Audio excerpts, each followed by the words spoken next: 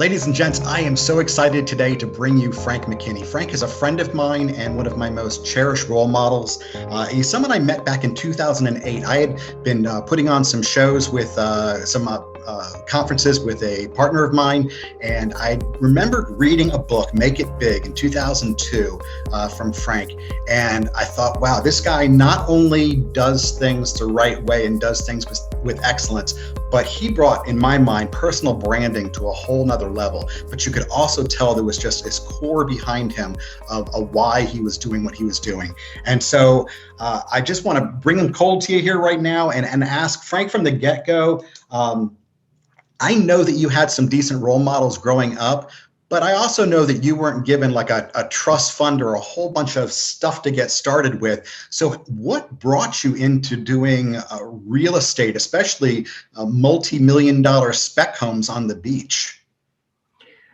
Well, you're right. I mean, it didn't start with multi-million-dollar spec homes on the beach. It started with leaving my fourth high school in 4 years because I was asked to leave the first three, finally graduating with a 1.8 grade point average from a small town called Carmel, Indiana. And I really packed up everything I owned in a duffel bag and shuffled along the floor of the airport, got on a plane with a $50 bill and came to Florida. Leaving Indiana, it was just time for a change. It was time to take out what I refer to as the kind of the magic eraser of life and turning around to the chalkboard of life and erasing what was, because it wasn't a very good, I can't say it was a good childhood. I just kind of ruined it by being a juvenile delinquent. My parents were very good to me. I just wasn't good to them. And so, I landed in South Florida, which was the land, and still is to me, the land of opportunity. I mean, coming from a small farm town to South Florida, to Palm Beach, was a culture shock. And at the time, for the younger people, you probably won't relate to this, but very quickly, there was a show on TV called Lifestyles of the Rich and Famous.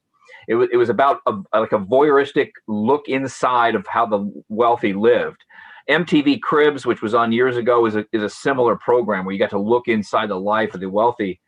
And I got to live this Lifestyles of the Rich and Famous daily, watching people in Palm Beach, living a way it was just foreign to me. And so I quickly left my job as a maintenance worker. I became a tennis instructor because I was a good tennis player as a young boy. And I was making about $100,000 a year as a tennis instructor, but Tom, there was a limit, and that limit was about $100,000 a year, and I hit it at about 22 years old. So, but the people I was teaching tennis to were these very wealthy people because I chose the most affluent communities to teach tennis in, and their key to success had some real estate anecdotal story at the end of it, meaning nobody's born a real estate investor. They were doctors and lawyers and inventors and CEOs. But they took their discretionary income and invested in real estate. And I followed their lead. And I'll date myself here, but I did my first house, little fixer-upper, back in the late, I think it was 1987. And so but from that first house, I did a bunch of houses worth less than $100,000. As Malcolm Gladwell says, we got to put in 10,000 hours to become an expert. Well, I did that. I put 10,000 hours, by the way, is 5 years. I didn't do a house worth more than $100,000 for 5 years until I graduated to doing houses on the ocean front. And now we've done, and when I say done, past tense, because I'm not retired from doing it, we did 44 direct oceanfront houses on speculation, meaning without a buyer in mind, with an average selling price of a little over $14 million. Wow.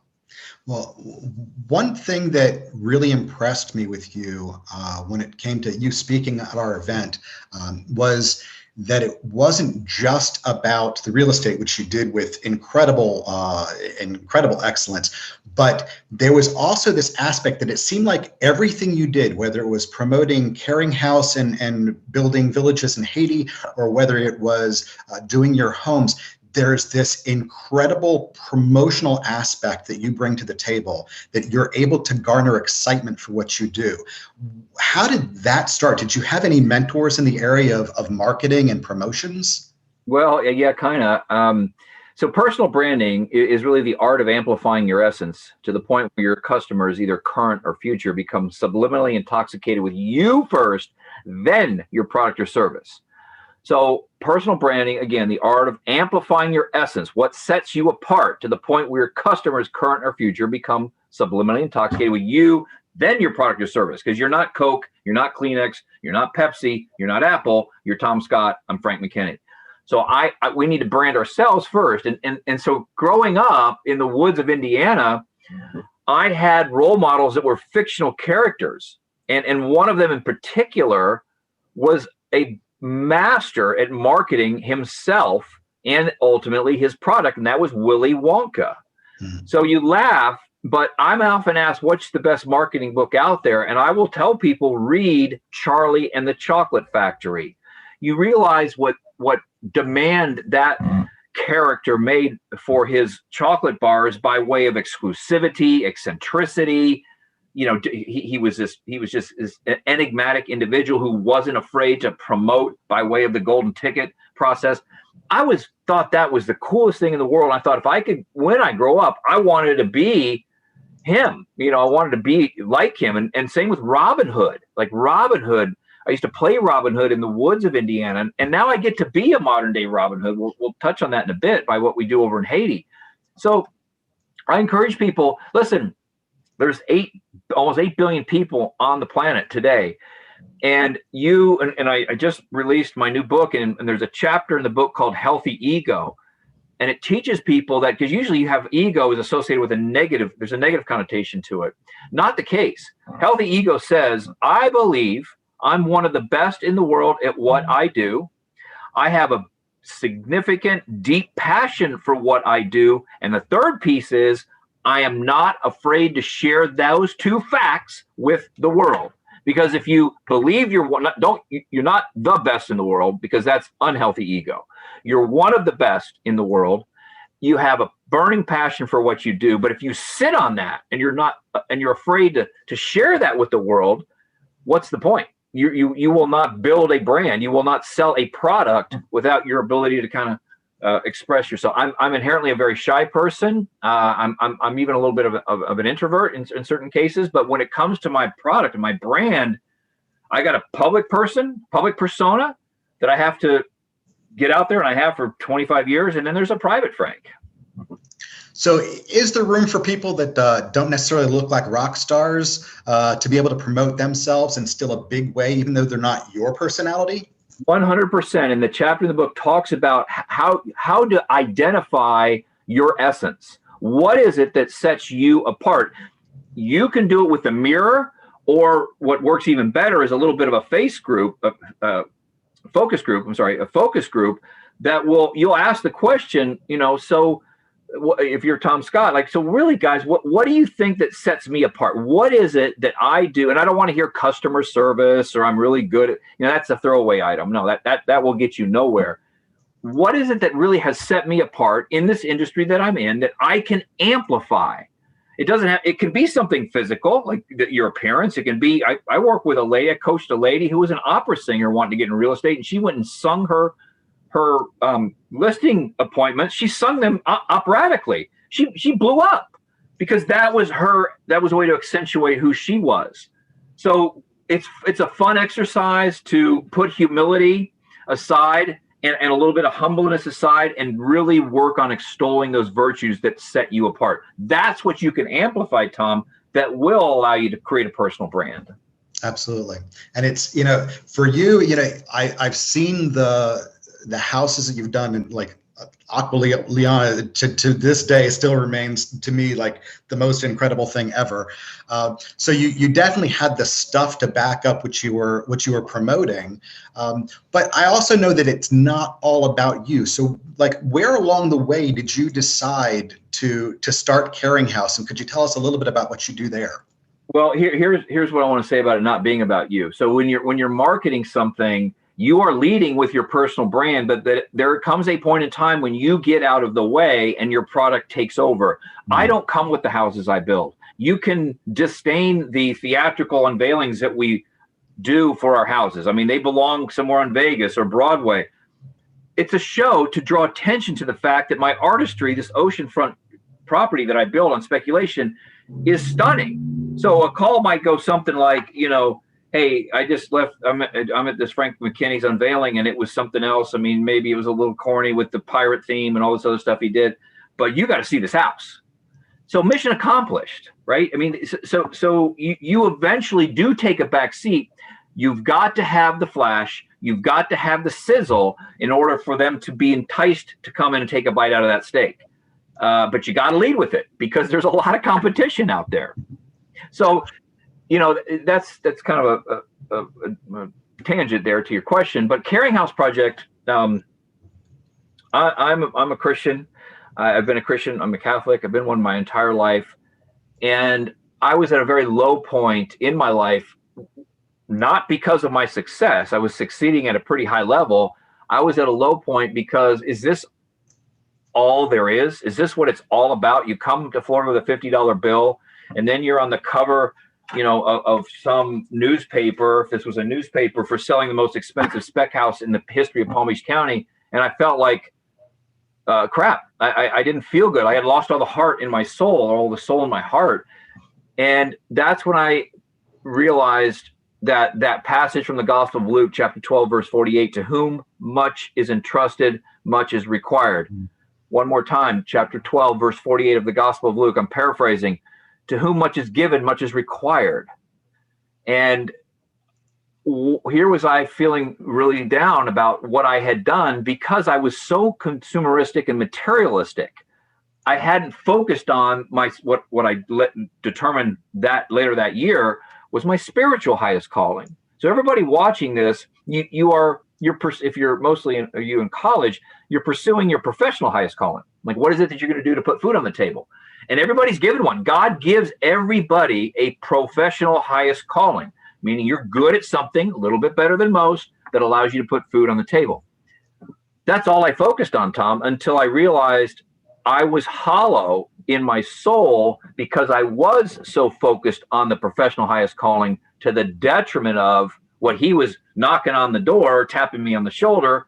I wrote a book titled The Tap that said, Frank, there is something else out there for you. And it's one of the reasons that you haven't touched it is because you're feeling crappy about yourself. It is your spiritual highest calling. So, Tom, long answer to your short question. I provide housing to the most wealthy who really don't need another house.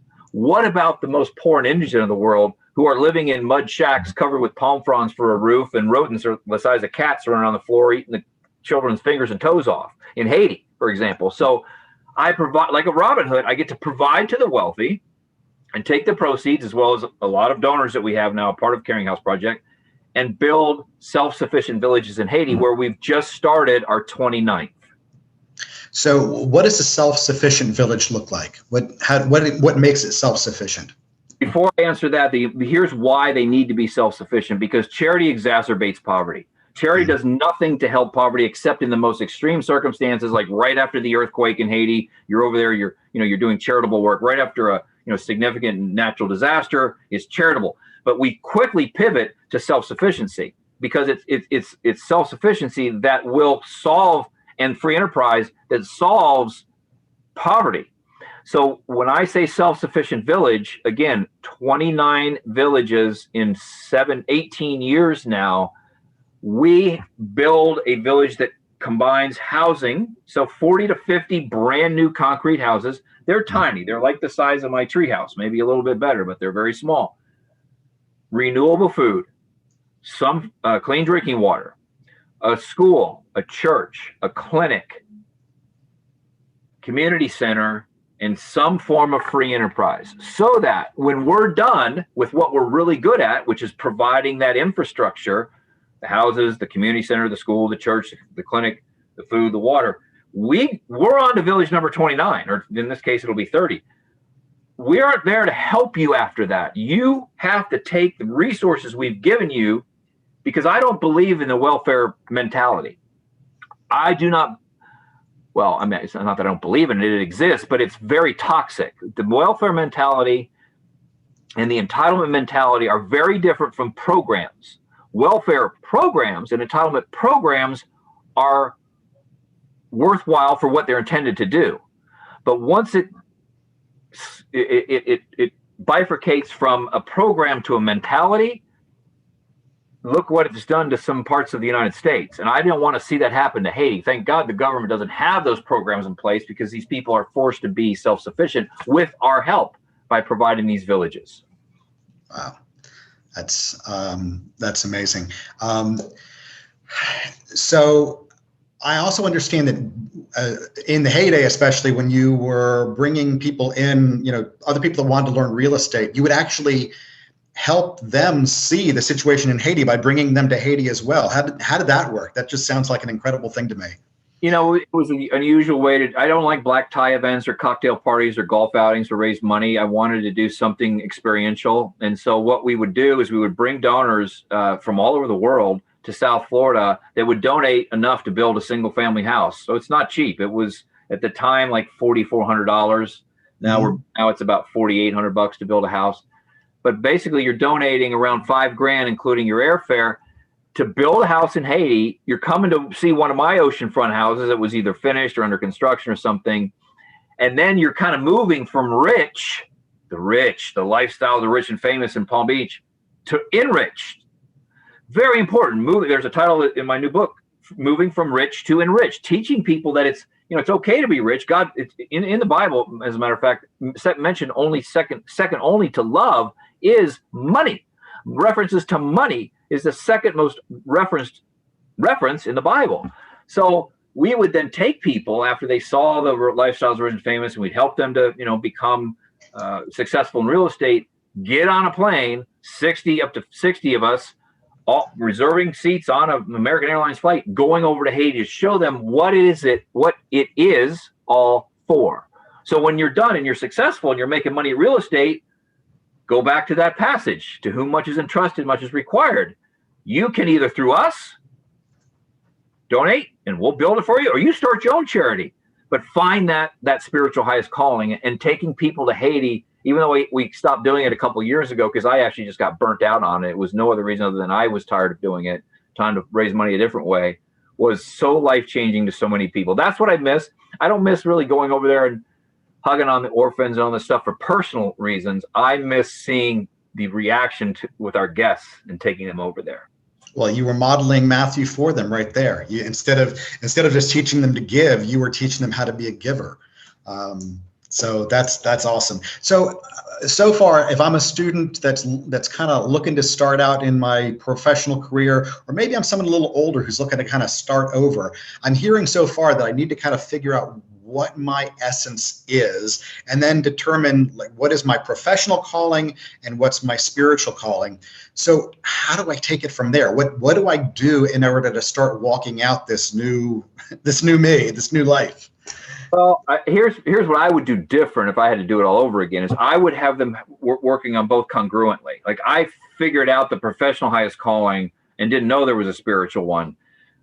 It's sometimes now, when I'm helping people, that they're more keen on, and they adapt to the spiritual highest calling, which then ultimately leads them to a professional highest calling. Almost like you, in a sense. I mean, look at where you're teaching now. You have this gift. You have this God-given gift that you've chosen to, and I've followed you with all the different things that you've done, chosen to take to this university. So it was really, to me, it was your spiritual gift that drove. It's Liberty, right? No, it's Lancaster Bible College. Lancaster Bible College, that drove you to Lancaster. So, if you're a student watching this, what I encourage you to do is, find mentors, and they don't have to be living, like, alive mentors you interact with. Buy their books, read about how to kind of fast track that. What am I going to do to put food on the table? Because, like, my daughter wants to run the charity, the Caring House Project. She's 22 years old. I said, honey, it isn't about hugging orphans or going to Haiti. You got to raise money. This is a business. This business, the Caring House Project, is, so the for-profit business that I'm in, the profit motive is capital, financial capital. I have a profit motive with Caring House. It's called human capital. It's saving lives. That's how I count how profitable I am, based upon the number of lives we put into, and now it's over 12,800 children that we put into these self-sufficient villages. So you can see how I found my professional gift, which was real estate and marketing and designing and building. And I said, okay, what am I going to do with that gift spiritually? And it's like, I wouldn't start a company that dug wells or, provided desks to schools. Like, that's not my thing.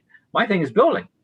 And so that's how it was just a beautiful dovetailing. And that's what I encourage your students and even older people to do, is really look for a way to dovetail that professional and spiritual highest calling. Okay.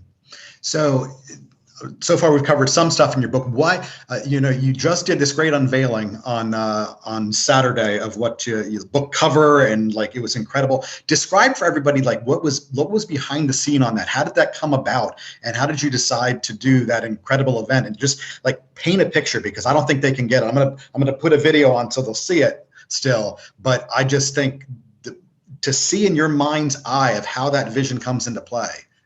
Yeah, it started back on August 1. So for those of you watching, the new book's called Aspire with an exclamation point, How to Create Your Own Reality and Alter Your DNA. 5 sections, 25 chapters, get to the point chapters. Each chapter is only about 7-8 pages long. And so really, this being my 7th book, by far, I believe it's going to be my best, because it's almost like a postmortem on my career, even though I'm not dead yet, is going back and saying, okay, I'm watching people allow outside influences to create reality for them, be it your this little screen, or the computer screen, or the TV screen, or other friends. I've always created my own reality. And I look back now after, well, I got laughed at by the way I look, or the way I dress, or by some of the ideas I would come up with. I never let it deter me. It bothered me, but it didn't deter me. And so writing Aspire, How to Create Your Own Reality and Alter Your DNA, in these 5 sections, I want, and again, we'll get into the book later, but the reveal was something that I wanted to, when they watch the video, they'll see a very death-defying stunt that I perform myself, but there's a metaphor, there's a reason. It's not about the stunt, it's about the fear I had to overcome to ride a motorcycle through a flaming book cover while I was on fire. So it was part of an exercise for me, Tom, to get over fears. There's a section in the book that talks about fear, risk, change, and challenge. And I'm not going to go into it into detail, but that is one of the most significant things that holds people back from succeeding today, is that one word, fear. And I break it down and how it's associated with the thought of taking a risk, not the risk itself. But so what we wanted to do, I'm all about these live unveilings or revealings for my real estate, but with COVID, I couldn't do it. So we filled a theater to the extent that we could with COVID, the biggest theater we could find down in South Florida. And we showed on the big screen to people who were there in person and donated a significant amount of money to be there in person. We showed the reveal, this stunt, a 2-minute and 3-second long video. But what we did that hadn't been done before is we broadcast that to the world from the theater. So on Zoom or Facebook Live, I've now put it over on my YouTube channel.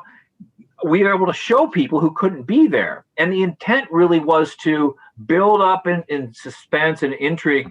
The book isn't coming out until like the first quarter of 2021. This was a reveal of the title, a description of the premise, and the showing of this beautiful, like, Monet or Van Gogh book cover that I designed. And it was thrilling. It was exciting. And then we took questions from not only the world audience there on Zoom and Facebook, but we took questions in the theater, and we're starting to, fill pre-orders for the book. If you buy them from us, I get to sign them for you. And 2, a lot more money goes to the Caring House than if you buy them from Amazon, but buy them from Amazon and we still do fine. Wow. So yeah, I mean, for my marketing students, I mean, if you see what he just talked about, or if you heard what he was just talking about, you can see how it relates to Willy Wonka, that he does this gate of interest and peaks a little bit behind, just enough to see in order to get that groundswell ahead of time. That's just, for someone who's not classically trained in marketing, Frank, that is an amazing thing. But there are so many things you do. There's a reason, though. So those you students in marketing classes or not, you have to be able to market yourself. Again, this is all part of the personal branding. And so, I mean, everything from I choreographed that entire stunt. I hadn't ridden a motorcycle in 12 years, and you wait to see what I did on it. I had to visualize for weeks sitting on that and going around the cop cars, because there was dozens of cops that closed down the street for this stunt, coming back and crashing through this thing while on fire.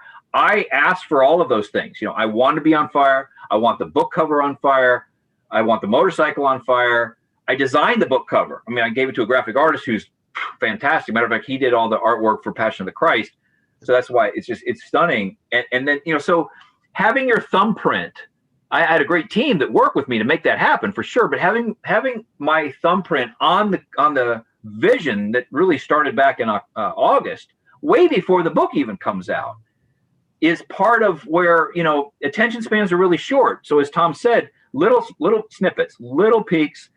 Now you will see when you watch the video, or if you want to watch the whole replay, that's actually on my Facebook page too, right? The whole 47 minutes of the Zoom, the live event.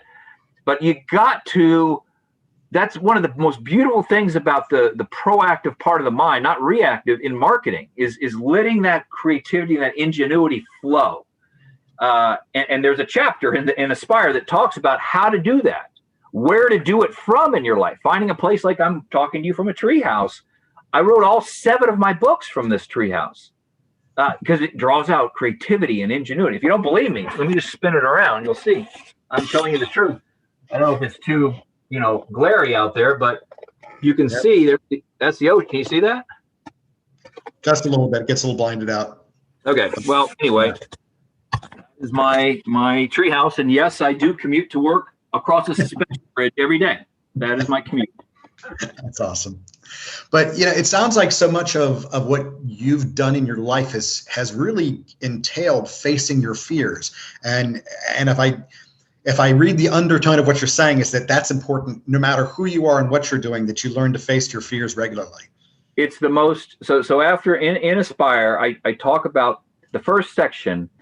I really got to get the mind right? I've got to start getting your mind kind of the synapses rewired to thinking about why motivation doesn't work and why inspiration doesn't last, but aspiration will alter your DNA. So there's 5 chapters that talk about the difference between motivation, inspiration, and aspiration, and why it is aspiration, or for you to aspire to something greater than what you're doing now, or aspiring to leave a legacy that you'll be proud of, that will catapult your life, not just your career, but the business of life.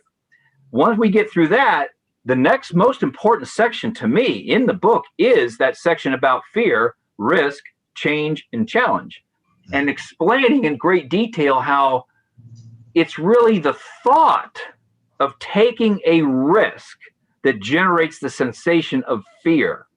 Once you I'm afraid every day of my life. Okay. I have not mastered fear. I don't believe in this fear is a false evidence of something appearing real. Yeah. No, it's real. This is not false. Your fear is real. It's there for a reason. So if you see a truck coming and you're thinking about running across the road and beating it, or a train, that's stupid. You have fear, so you're not going to do that. But when it comes to life decisions and business decisions, the best example I could give you or visual is being on a roller coaster. Let's say you're in line and it's your time to sit down in the car, and that metal bar comes clanking over your waist. The last person is in, it clanks down, and that thing starts going up the hill. Your heart is in your throat. Your heart rate is through the roof. Why? It's the thought of what is about to happen as you go clickety, clackety, click all the way up to the top of that hill. So that's what I compare that to the thought of getting into business, or starting your own business, or starting a diet, or changing your diet, or getting into a relationship. It's the thought of what happens when if you've been on a roller coaster, which I think everybody has, what happens when you get to the top? Once you drop and you start going through all the turns and exciting things, that fear is replaced with exhilaration, with joy. And how many people, when the ride's over, run out to get to the back of the line and do it again? And that's how I feel about my career. Like, yes, I'm afraid as it goes up, click on the thought of what's going to happen. But once that thing dives down, I'm excited. I'm exhilarated. And that's what I implore you, because I will tell you this: 1.8 grade point average, no connections, no money, no friends, $50 in a duffel bag. But one thing that I was able to do from pretty early age is overcome the stifling feeling associated with the thought of taking a risk. I still did it afraid, but I didn't let the fear stop me. Don't let the fear stop you. And it seems like you've applied that not just professionally, but across your life, even like in the physical world, what you do out in Death Valley. Explain to everybody what this, they would have no concept of what a race like that is. So very quickly, the Badwater Ultramarathon is the toughest foot race in the world, according to National Geographic. It's a 135-mile foot race through the Death Valley Desert on blacktop pavement in the month of July.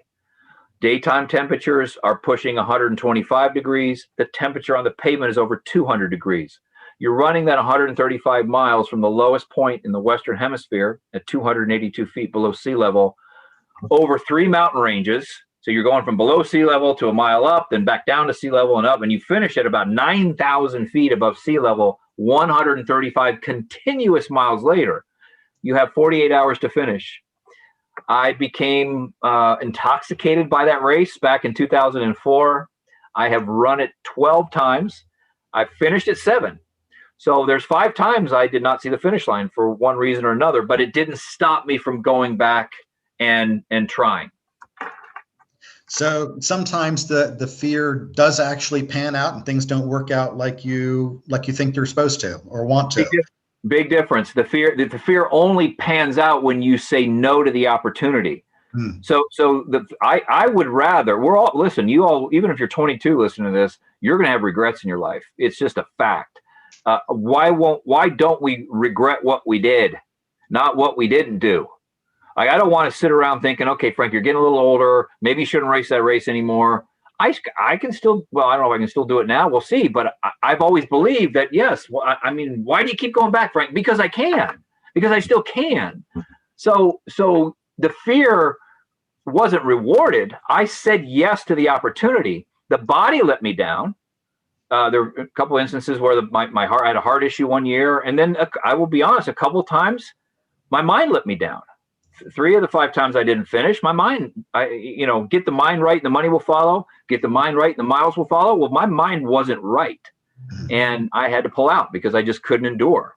But I have made it more times than I haven't made it. Wow. One thing that really impressed me about one of your risks was that you launched 3 books in completely different genres, in business, in Christian living and spiritual life, and also a young adults and children's book on the same exact day, and they all hit bestseller status. Share a little backstory behind that. Most of these backstories are really simple, nothing complicated. I walk my daughter to school every single day for 10 years. It's 1,652 times. We walk through, which you did with us. You and your family did this. You did what's called the Dead Fred Walk. We walked through the backyard, the tropical jungle, past the Erie Nature Preserve, over a scary drawbridge to school every day from pre-K to 8th grade. I simply took those the times we were together, the games and the adventures, and I codified them into a young reader fantasy novel called Dead Fred Flying Lunchbox in the Good Luck Circle. I would write that in the morning, and then in the afternoon, when I was more kind of in the business mindset, I would write Burst This, Frank McKinney's bubble-proof real estate strategies, because we were just coming out of the bubble. I didn't want people to be afraid of investing in real estate. So why don't you write a book teaching them how to bubble-proof their real estate investments? And then finally, what kind of was the glue that put it all together, the most important aspect was the book, The Tap, which was a book that spoke to how to be a responsible steward for God's blessings, with God's blessings. And it was an extrapolation on that passage from Luke 12:48, to whom much is entrusted, much is expected. So God rewards responsible stewards. And if you want, it's just like the prayer of Jabez, you want that in a large territory. What kind of steward are you being for the gifts God's already given you? He wants to see you being a responsible steward before that territory is enlarged. So Dead Fred was written in the morning, Burst This in the afternoon, and then The Tap I wrote at night, and then I decided to put them all out on the same day. Wow. So it sounds to me like one of the things with you is that, like, you do have some simple backstories to all this, and it's just things that you're experiencing and thinking as you go through just being your professional best self and your spiritual best self. And yet so many people I know have those same types of thoughts and same types of ideas.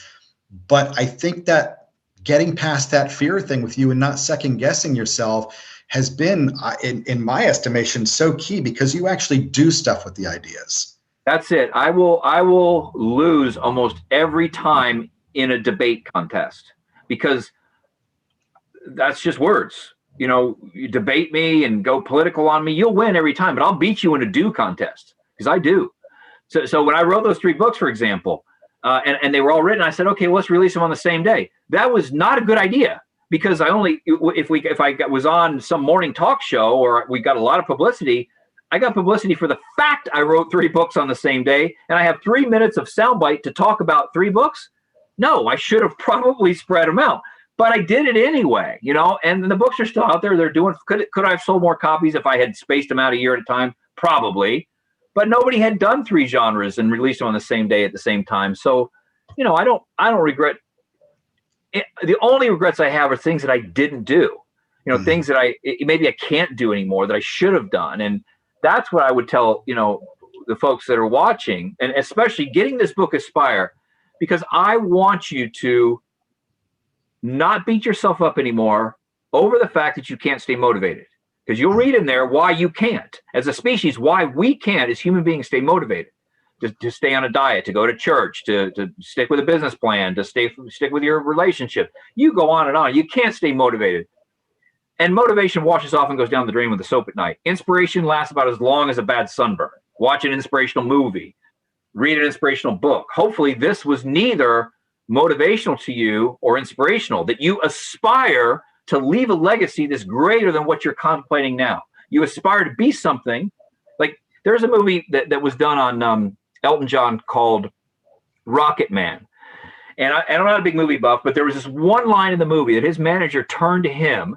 Back in the day, his name was Reginald Dwight, I think it was, before he was Elton John.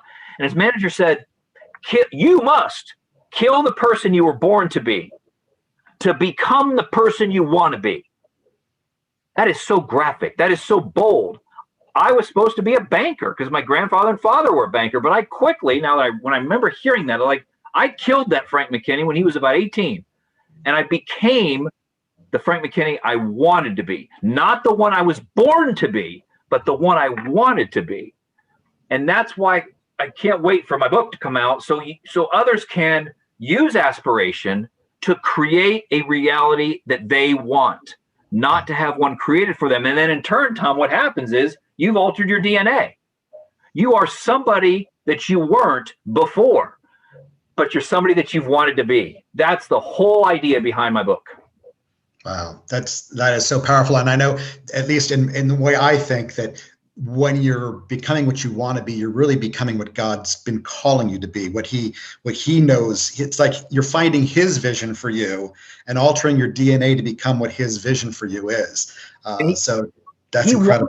He wants you to do that. Okay. The Bible doesn't say you shall compromise your core person. I'm giving away all my chapters. There's a chapter titled Live Your Inside on Your Outside. How many of you people suppress things on the inside that you would love to live on your outside? I don't. And while it takes some heat for it by way of appearance or dress or, you know, representation of the spoken word, I'm going to live my inside on the outside. I'm not going to suppress anything. You're going to see it right on my sleeve. And I think that's really important. That's what God wants you to do. He gave you that ability to live that person that you want to be. Don't let society suppress it. Don't let the screens that we look at and all the social pressures suppress that. Wow. So I know I've hopped around a lot because, you know, frankly, you're not just a real estate guy. You're not just an ultramarathoner. There's so much that the essence of who you are just kind of touches out into everything. But if you were to leave us with one thought, I would want you to share with us, what's the one thing you wish you knew when you started out that you know now? I know it's going to sound like I've said it before, but boy, I wish the younger Frank would have not been so afraid to take risks. You know, even though I've got it down now, it took a long time, Tom, to get over the fears associated with the thought of taking a risk. And if I could just add another part of it, that when I came across my spiritual highest calling, you know, when I started carrying house and started building those villages in Haiti, I was at a really low point, and I could have retired for the rest of my life in my late 30s, but I was depressed. And those two things, you know, getting over the fear associated with taking a risk and really digging deep into the soul that God gave you to find that spiritual highest calling will lead you to kind of skip over happiness and land on joy. Wow. Frank, thank you so much. If the audience would like to connect with you, either to get the book, but also to connect if they'd like to help with Caring House, what's the best way to do that?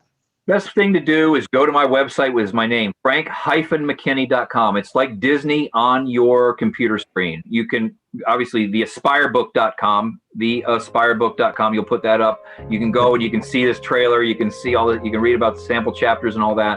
But really go to frank-mckinney.com. You can go to the Caring House from there. You can go to my book page. You can go to the Ultramarathoning page and just be, some of us are inside our house because of COVID. It's like going to Disney without leaving your living room. Frank, thanks for being so gracious with your time and sharing with us. I deeply appreciate you. Bye, everybody.